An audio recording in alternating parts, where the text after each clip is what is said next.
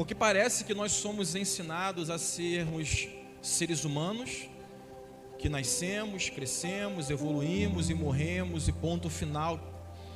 Sabe, mas quando nós temos paciência para entender o que a Bíblia diz ao nosso respeito, vai muito mais além do que sermos seres humanos nesta terra. Porque a palavra vai garantir para a gente que nós fomos gerados em Deus primeiro, antes de estarmos no ventre materno.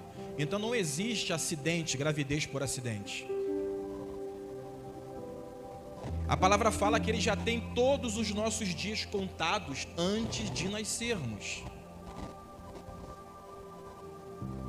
Então eu tenho tentado entender qual é o projeto que Ele tem com a minha vida. E eu quero te incentivar a você também fazer esse questionamento. Senhor, o Senhor me chamou, eu quero entender esse projeto. O Senhor criou meios para que eu chegasse até aqui e eu quero entender o que está acontecendo. Às vezes nós vamos seguindo no curso do que vão nos ensinando, do que vão nos ministrando, mas não paramos às vezes para poder perguntar a Ele: qual é o teu plano com a minha vida? Por que eu nasci? Você já fez essa pergunta para Ele? Senhor, tem acontecido umas coisas tão complicadas na jornada que eu fico me questionando: será que realmente era para eu nascer?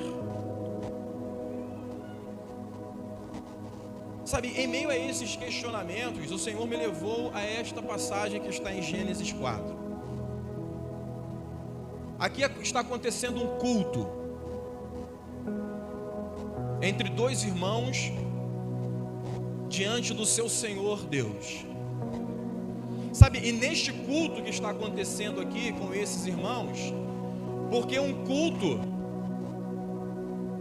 ele não precisa ter mais de 30 ou 50 pessoas reunidas para acontecer, amém, queridos? Está acontecendo um culto aqui. E nesse culto nós temos algumas coisas para poder aprender. Porque não basta só aprendermos, é necessário que nós colocamos em prática aquilo que nos ensina, amém? Porque se eu sou ensinado e não coloco em prática, de nada vale. Então vamos lá, separou aí, capítulo 4 de Gênesis. Começa nos falando assim, ó: coabitou o homem com Eva, sua mulher. Esta concebeu e deu à luz a Caim. Então disse: adquiri um varão com auxílio do Senhor. Depois deu à luz a Abel, seu irmão. Abel foi pastor de ovelhas e Caim lavrador. Aconteceu que no fim de uns tempos trouxe Caim do fruto da terra uma oferta ao Senhor. Abel, por sua vez, trouxe das primícias do seu rebanho e da gordura deste. Agradou-se o Senhor de Abel e de sua oferta, ao passo de que Caim e de sua oferta não se agradou. Irou-se, pois, sobremaneira Caim e descaiu-lhe o semblante. Segura aí. O capítulo começa falando sobre os frutos do relacionamento de Adão e Eva. Esse casal que tinha tudo para poder viver feliz para sempre, mas não conseguiram sustentar, estar debaixo da poderosa mão de Deus. São convidados a sair do Éden. E agora eles começam a ter uma vida que não era o planejamento inicial. Eles têm relacionamento, geram 2 filhos. E aqui a palavra fala que em um determinado tempo, esses filhos espontaneamente vão ao Senhor para dar algo ao Senhor, ofertar ao Senhor, adorar ao Senhor. Não tem uma convocação, não tem uma ordem, amém, queridos? Algo espontâneo flui no coração daqueles 2 irmãos. E aqui começa um culto. Sabe, mas em Romanos vai falar, em Romanos 12, que o nosso culto precisa ser o quê? Racional, com entendimento. Então por isso que eu falei no início, eu preciso entender quem eu sou, eu preciso entender como funciona este relacionamento entre o Pai e eu, como ser um adorador, como reconhecê-lo como meu Senhor. O que eu estou fazendo aqui? O que é um culto? Já fez esse tipo de questionamento? O que é um culto racional? O que é um culto com entendimento? Existe uma liturgia, existe uma ordem para que tudo funcione bem. Abertura do culto, ministração dos louvores, o momento ofertório, a palavra, encerramento e nós vamos embora. Mas sim, o culto termina quando o pastor dá a bênção pastoral? Para muitos sim. Porque aqui eu posso colocar uma jaqueta de crente, mas quando eu saio no trânsito, quando eu pego o ônibus, quando eu chego em casa, eu sou o Tiago. Na igreja eu sou um adorador. Na igreja eu sou um ministro de louvor. Na igreja eu sou um bom recepcionista, mas em casa eu posso ser Tiago. Amém? Não era para ser assim, mas é assim. Porque nós entendemos uma vida inteira que o culto acontece só aqui dentro de 4 paredes. Porque nós entendemos ou aprendemos uma vida inteira que na hora que eu coloco os meus pés aqui, eu preciso dobrar meu joelho na cadeira e orar antes do culto começar. Eu preciso ir lá no altar, colocar minha mão, pedir algo, colocar algo para o Senhor, depois voltar para o banco e respeitar uma ordem de culto. Sabe, mas o nosso culto ele tem que ser todos os dias, amados. 24 horas, esteja o meu pastor me vendo ou não, esteja o irmão que congrega comigo perto ou não, o meu culto é com entendimento todos os dias. E isso não acontece, eu sei que você vai concordar comigo. Isso não acontece. Porque parece que nós aprendemos uma vida inteira errado de como ser um adorador de verdade. Existem algumas igrejas, não sei se aqui se chama, mas algumas igrejas chamam o ministério de louvor de ministério de adoração. Mas o ministério não é de adoração. Adoração é um estilo de vida, não é uma equipe. Adoração não é a metade de um culto. Sabe, e a adoração começa quando eu estou sozinho e mostro de verdade quem eu sou para Ele. Porque é lá na minha casa que minha esposa me conhece, é lá no meu trabalho que as pessoas me conhecem, é no meu dia a dia que eu mostro, ou deveria mostrar que adorador de verdade eu sou. No trânsito, no trabalho. Porque às vezes na igreja nós parecemos que estamos voando na adoração, mas no trânsito parecemos um endemoniado. É uma palavra forte, mas é verdade, sim ou não? Sim ou não?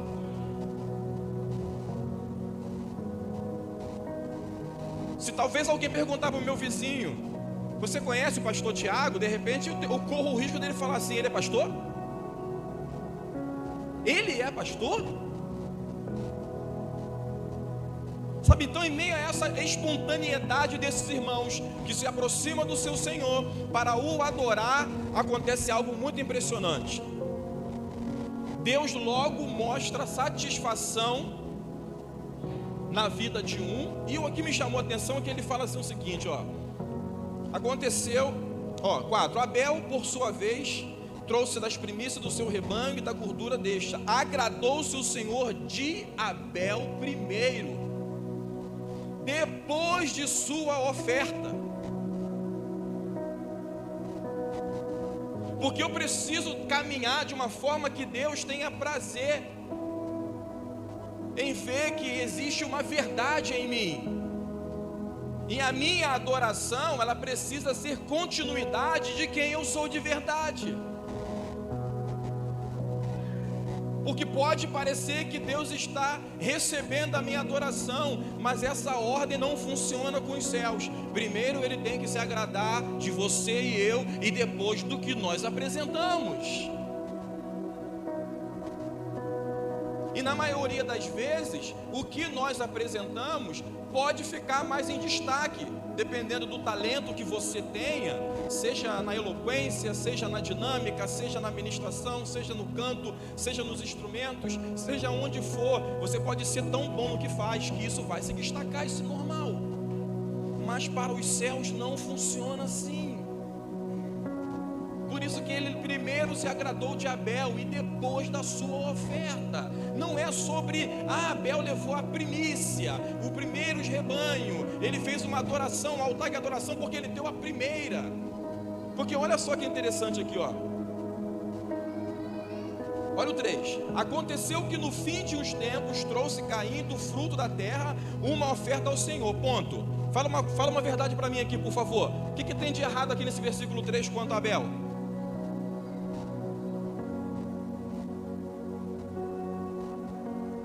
Pode ler de novo aí. Alguém consegue encontrar alguma coisa que está interferindo para que Deus não recebesse a adoração de Caim?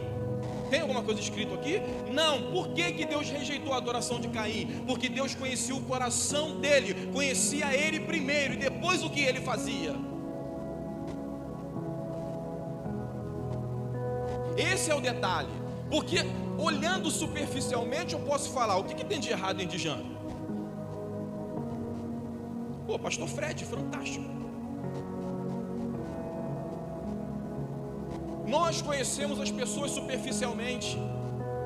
E por mais que você seja casado com essa pessoa que você convive hoje, você nunca conseguirá conhecer a totalidade de quem ela é. Mas Deus, diferente de nós, nos conhece em tudo que fazemos. Ele diz no Salmo 139 que antes que a palavra chegue à nossa boca, Ele já tem conhecimento do que nós vamos falar. Porque ninguém nos conhece como Ele, porque Ele nos criou, porque fomos gerados nele primeiro. Então não dá para enganá-lo. Sabe, eu preciso me comportar de uma forma de que tenho que identificar passo a passo na minha vida neste tempo se o que eu tenho feito tem agradado ao Senhor, se Ele está recebendo a minha adoração. Não é, Fernanda Brum já cantava lá naquela canção antiga, adorar a Deus é mais que o que? Erguer as mãos, é mais do que palavras, porque adoração é um estilo de vida. Eu decido ser adorador porque Ele é o meu Senhor. Então quando eu olho aqui esse culto que os irmãos estão prestando ao Senhor, eu não vejo nada de errado em Caim. Ele simplesmente recolhe algo do que ele mesmo semeou, do que ele plantou, e ele traz diante do altar. E o seu irmão faz a mesma coisa, mas o Senhor disse, de um eu recebo, de outro não. E nessa visão a gente consegue perceber que nos falta essa pergunta: qual é a adoração que eu estou oferecendo de verdade ao Senhor? Quando eu cheguei, estava sentadinho ali, eu vi as crianças aqui brincando, correndo para lá e para cá. Edjan falou assim: as crianças estão liberadas. Que bom. Adoração genuína das crianças, que com falta de entendimento nos incomoda. Vai botar durex? O bebezinho está chorando ali, ó. E talvez Deus esteja contemplando mais aquele choro do que o meu levantar de mãos aqui na frente.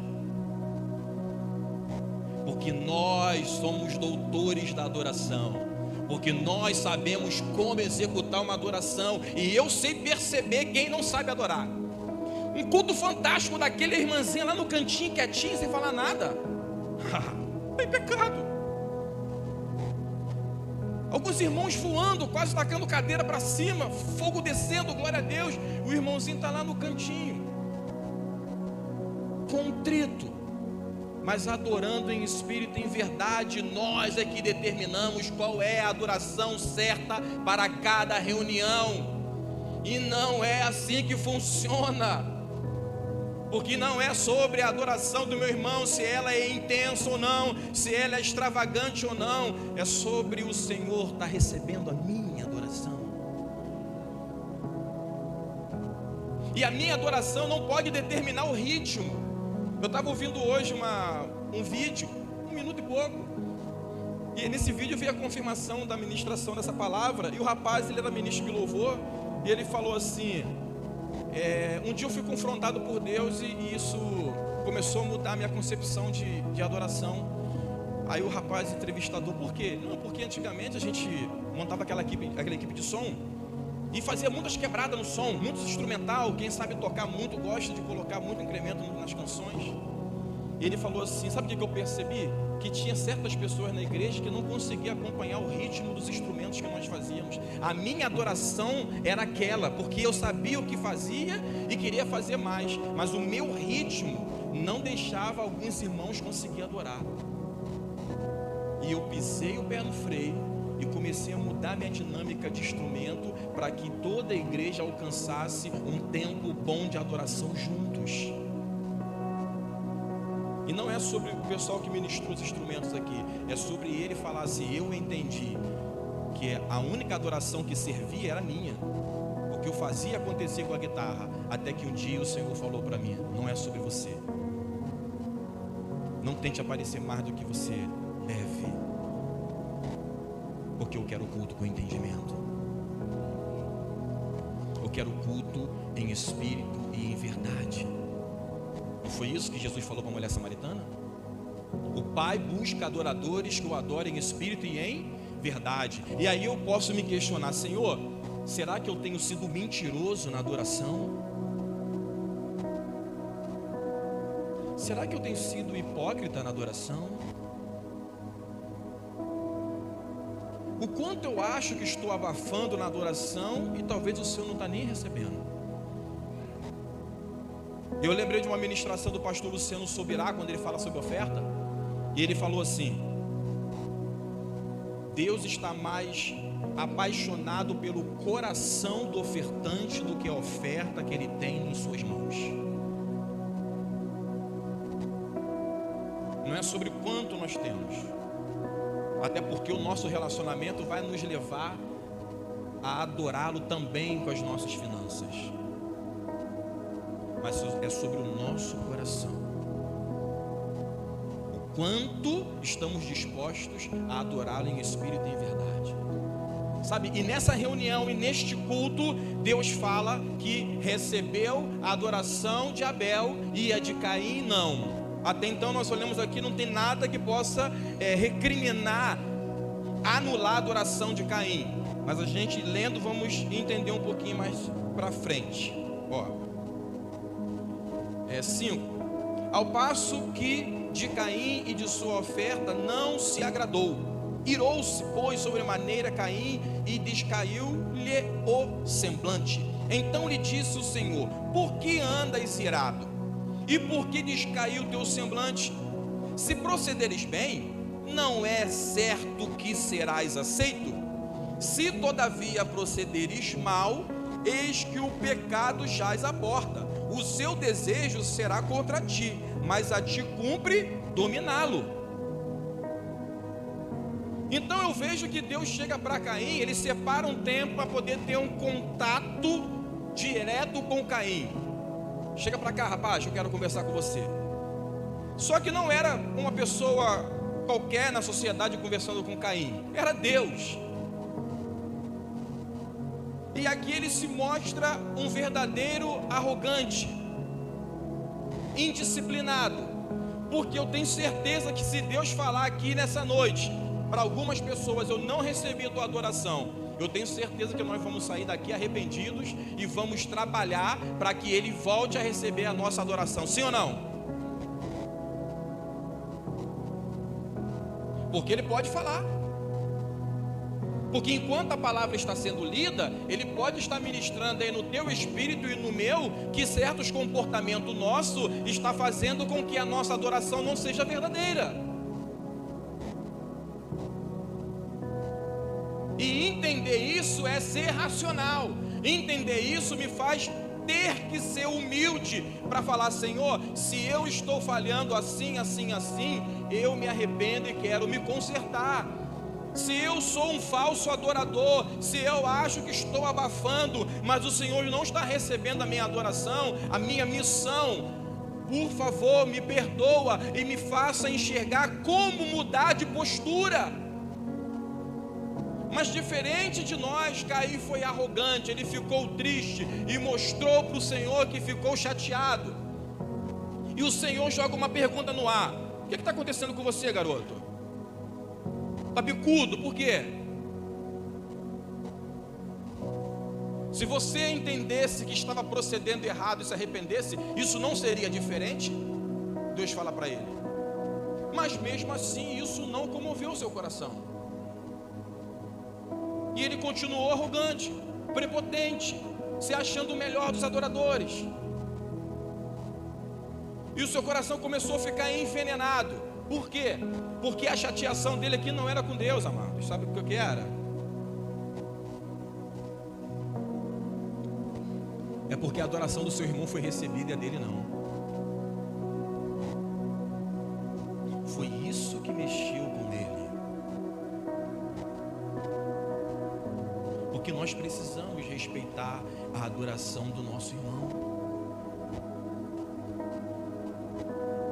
Porque enquanto estamos chateados, regulando as pessoas, observando como as pessoas adoram, elas estão chegando perto de Deus e eu só me enganando em mais uma reunião.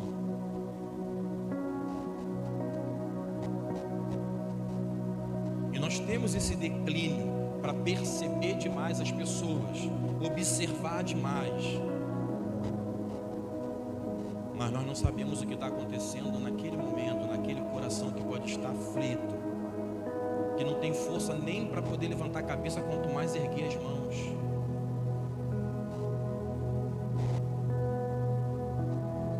Esse irmão aqui, que congregava, eram da mesma casa, estavam juntos sempre, mas quando chega o momento em que eles foram adorar diante do Senhor, aquela amizade, aquele vínculo começa a perder força, porque um não aceita que o outro teve um espaço melhor no coração de Deus. Eu sou ministro do Evangelho, mas eu tenho certeza que neste lugar aqui pode ter pessoas que estão falando com Deus e estão tendo mais respostas do que eu. Tempo de igreja não faz você melhor do que ninguém, amém, queridos? Você pode falar em línguas, você pode dar cambalhota, lutar capoeira na hora da adoração, você pode fazer o que você quiser, isso não faz de você melhor crente do que o teu irmão. Você pode ser o primeiro a chegar e o último a sair. Você pode ter aquela ideia de que quanto mais culto eu for, mais perto dos céus eu estou. Não tem nada disso. E às vezes nós deixamos de receber porque estamos incomodados com a adoração do nosso irmão. Novo convertido, chegou ontem, já é o terceiro testemunho que conta, e eu estou aqui na fila da promessa já há mais de 10 anos. O que está acontecendo? Inconscientemente ficamos insatisfeitos com a vitória do nosso irmão. Que as coisas não estão boas lá na casa dele, mas ele chega sorrindo todo o culto.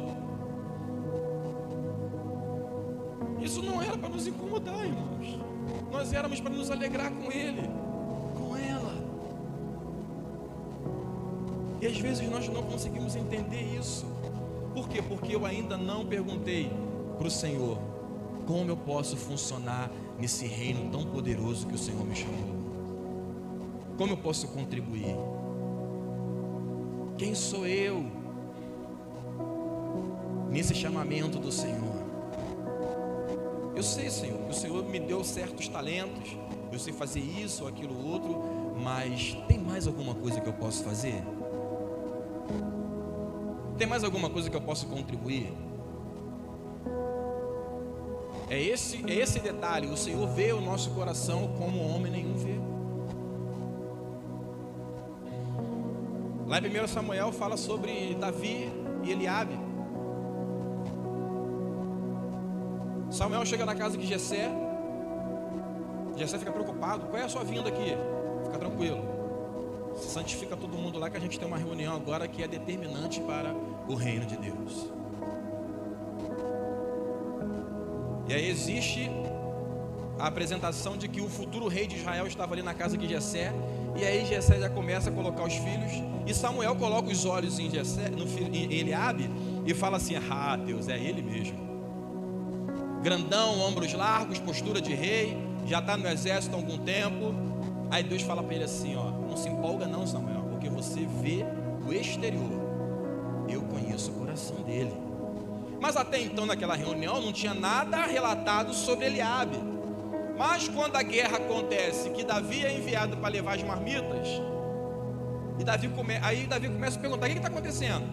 Ao pessoal: estão falando aí que se alguém derrotar Golias, vai ter uma recompensa, vai ter isenção de impostos, vai casar com a filha e tal. Davi ficou empolgado. Enquanto aquela conversa acontece, Eliabe escuta. E o que Eliabe fala para Davi? O que você está fazendo aqui, seu moleque? Por que você não volta lá para o deserto para poder cuidar daquelas poucas ovelhas que você tem?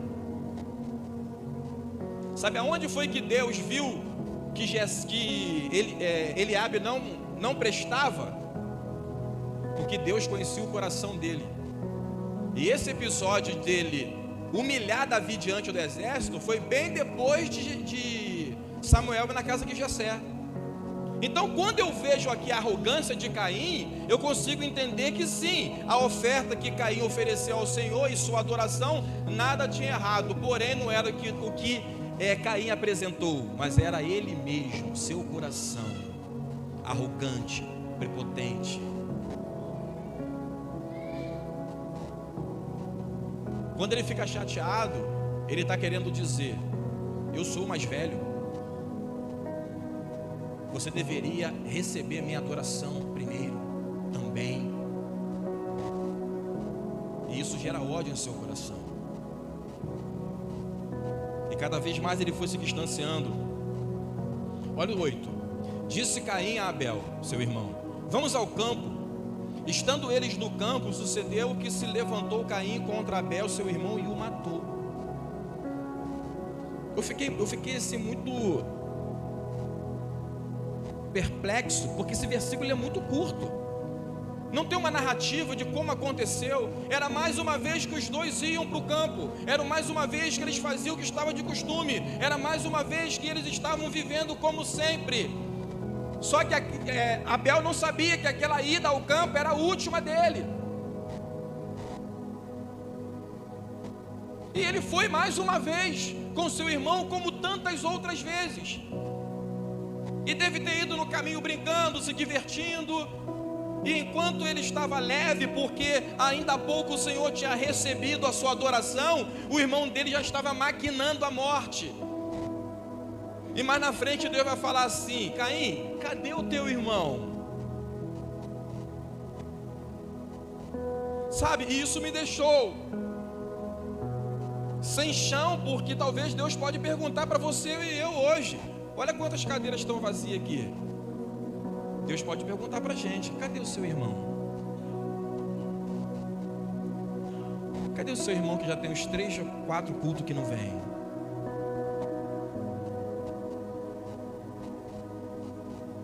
Cadê o teu irmão que estava aqui já cedo para poder adorar o Senhor, já tem um tempo que ele não aparece? Não, mas eu vou, eu estou lá, eu tenho que ir, eu tenho que abrir, eu tenho que fechar, o pastor precisa da minha ajuda, eu tenho que montar os instrumentos, eu tenho que regular o som, eu tenho que ver água, eu tenho que ver copo. E o teu irmão, cadê ele?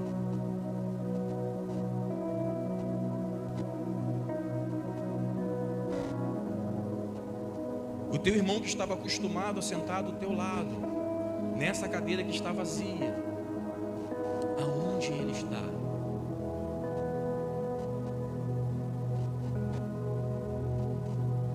Porque servir tem nos levado a anular a nossa missão.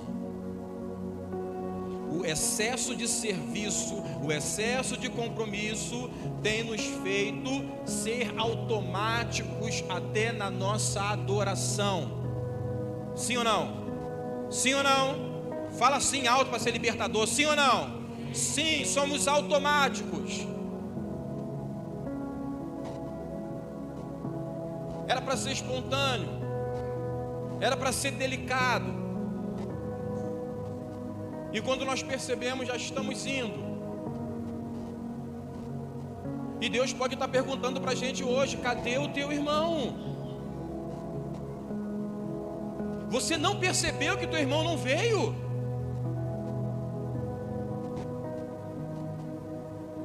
Você não percebeu que a cadeira está vazia já há algum tempo? Não, Senhor, mas eu estava envolvido em resolver as coisas. Não, Senhor, mas eu estava preocupado em resolver as coisas. Não, Senhor, mas eu tinha que fazer e acontecer. Tá tudo bem, mas cadê o teu irmão? Cadê o teu irmão? Qual é a minha adoração? Quem sou eu neste reino? Esse tipo de pergunta me deixa envergonhado, porque não é sobre o que eu quero ser, é o para que Ele me chamou. E quando Ele me chama, eu preciso ouvir a sua voz. Ele mata teu irmão, o seu irmão a sangue frio, e volta de boa. Aí Deus pergunta para ele: teu irmão está onde? Eu estou escutando o sangue do teu irmão clamar da terra. Sabe, isso também me deixou doido, porque ele já estava morto, e Deus escutava Abel clamar. O espírito daquele homem estava clamando. E eu falei: Senhor, esse tipo de clamor, será que foi o que ele viu? A afronta naquele momento, o assassinato, ele em alguns segundos, ele percebendo que o irmão que ele tanto amava estava ali o apunhalando. Que tipo de clamor é esse? E o que me deixou mais ainda sem chão é de que, se nós formos separar aqui uma adoração verdadeira e uma adoração mais ou menos, o verdadeiro adorador morreu. Aquele que Deus recebeu a adoração morreu. Quando você vai ver a árvore da família de Adão e de Eva, você vai ver que Caim, ele foi pai de filhos, e foi a genealogia, você vai vendo crescendo, vários parentes. Mas quando você vai em Abel, não tem ninguém. Edjan abriu o culto falando de uma mulher que perdeu seu filho, mas glória a Deus que Jesus entrou no caminho e ressuscitou aquele filho. Mas com Eva isso não aconteceu. Sabe, às vezes nós achamos que por sermos adoradores de verdade, estamos isentos de problema. Não é assim. Porque aqui a Bíblia está falando que aquele que Deus amou a adoração foi assassinado. Deus viu acontecer, não interviu. Mas com certeza aquele adorador continuou adorando Ele após a morte. Então não se engane, porque até para os verdadeiros adoradores, os dias maus vão chegar. Até para os verdadeiros adoradores, eles vão passar por momentos complicados, sim. E às vezes nós nos enganamos: eu sou fiel, sou dizimista, estou frequente na igreja, mal nenhum me sucederá, praga nenhuma chegará à minha tenda. Mas quando o dia difícil chega, Eclesiastes 7,14 vai falar: quando os dias bons vierem, aproveite mais o que você puder, porque o mesmo Deus que permite os dias maus, os dias bons, vai permitir os dias maus chegarem. E eu vou te dizer uma coisa: são nos dias ruins que os verdadeiros adoradores são provados.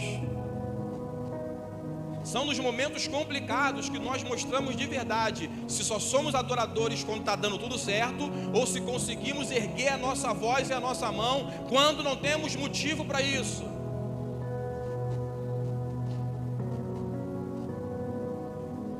E sabe o que Deus fez? Marcou Caim. Caim falou assim: agora que o Senhor está me expulsando daqui, com certeza alguém vai me encontrar no caminho e vai me matar. Aí Deus falou assim: não, eu vou marcar você, e todo mundo que te encontrar vai fugir de você, porque se alguém te matar, eu vou fazer com que mais 7 pessoas daquela família morram. Aí sabe o que eu aprendi? Que às vezes nós questionamos. Essa mensagem é forte.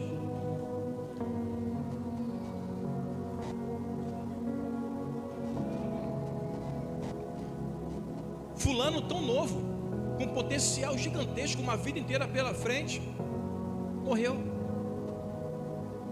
E tem pessoas aí que não tem nada para agregar, estão vivendo. Você já fez essa pergunta? Sim ou não? Sim, né?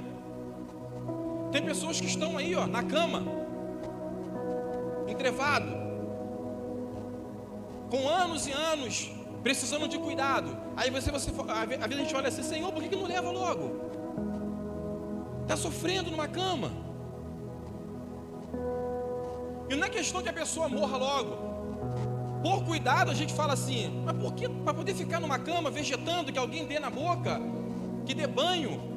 Será que não seria mais interessante o Senhor levar para poder ter paz? Sabe, quando eu vejo que Deus fala assim: ó, Caim, você não vai morrer, ninguém vai te matar, e você vai continuar seguindo, e a sua consciência vai fazer você entender que você teve tudo para poder ser um bom homem e não foi. Isso me faz entender que existem pessoas que ainda não morreram. E não é questão de arrependimento para se consertar, porque tudo aquilo que nós fazemos aqui, nós pagamos aqui.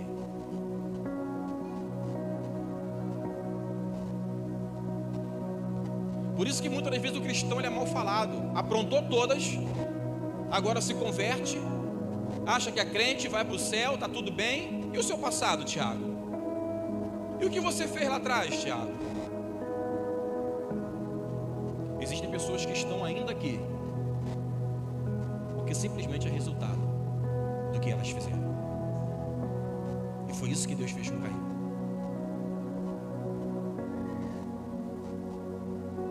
Porque Ele conhece o coração do adorador.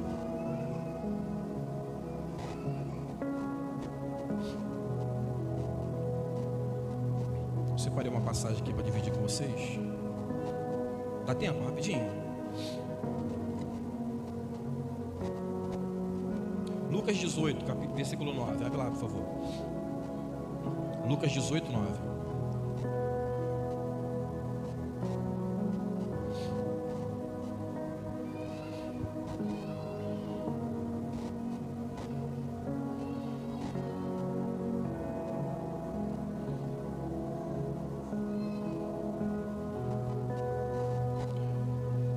Propôs também esta parábola a alguns que confiavam em si mesmos, por se considerarem justos, e desprezavam os outros. 2 homens subiram ao templo com o propósito de orar, um fariseu e o outro publicano. O fariseu, posto em pé, orava de si para si mesmo, desta forma: ó Deus, graças te dou, porque não sou como os demais homens, roubadores, injustos e adúlteros, nem ainda como este publicano. Jejuo 2 vezes por semana e dou o dízimo de tudo quanto ganho. O publicano, estando em pé longe, não ousava nem ainda levantar os olhos ao céu, mas batia no peito dizendo: ó Deus, sê propício a mim, pecador.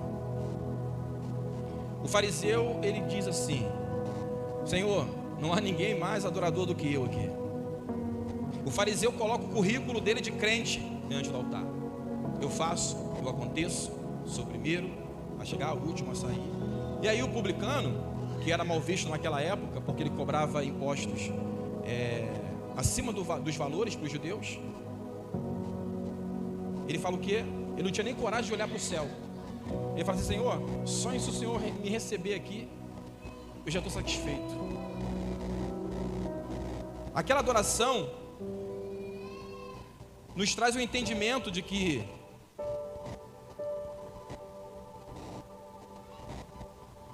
temos muito o que aprender ainda.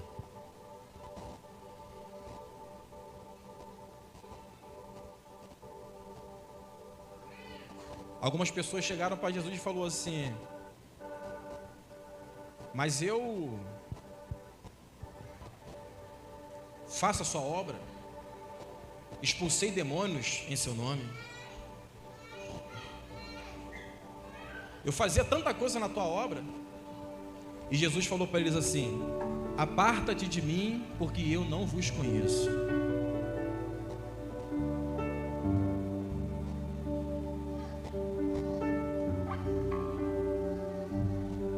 Talvez essa é a pergunta que você e eu devemos fazer hoje. Que adorador eu sou? Quem sou eu no teu reino, Senhor? Quem sou eu no teu reino?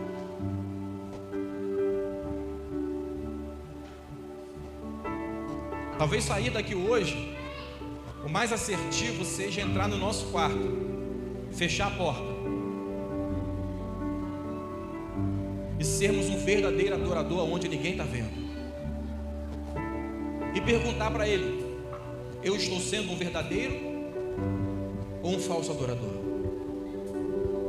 Eu quero entender, Senhor, esse relacionamento que Tu tens comigo, mas que talvez eu não tenha com você, por não me conhecer, por não saber a minha missão e por não saber qual é o Teu propósito com a minha vida. Eu quero Te adorar em espírito e em verdade, Senhor. E se eu estou falhando sem perceber, revela-me aqui no íntimo, revela-me aqui entre o Senhor e eu, para que na próxima reunião, para que no próximo lugar que eu estiver, longe dos irmãos, ali eu possa perceber o que fazer para ser um verdadeiro adorador. Esse tipo de pergunta nós devemos fazer todos os dias. Amém, queridos? Receba essa palavra no nome de Jesus. Que os céus venham nos confrontar. Que os céus venham ter um a sós conosco, para que nós consigamos entender qual é a real missão que nós temos aqui. E não deixar que o serviço venha atrapalhar a missão que Ele tem com a nossa vida. Que se no próximo culto Ele perguntar: cadê o teu irmão? Você possa dizer para ele: Senhor, quarta-feira, né? Na quinta-feira eu mandei a mensagem para ele. Na sexta-feira eu visitei ela. Que se no próximo domingo o Senhor perguntar para você e eu: cadê o teu irmão? Nós saibamos responder. Nós saibamos responder. Amém?